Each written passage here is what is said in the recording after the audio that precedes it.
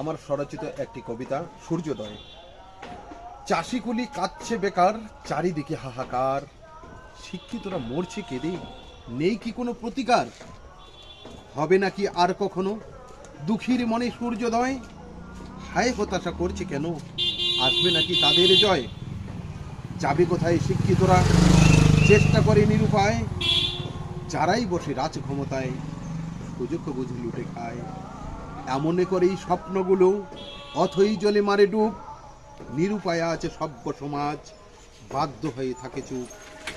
ঘুম ভেঙে সব উঠরে যুবক, কষ্ট কত করবি আর, ভেঙ্গে দিবি মুখোশে তাদের, অস্ত্র যতই রাখুক ধার, তারা যতই অস্ত্র ধার রাখুক, যুব সমাজ একটু জেগে উঠতে হবে।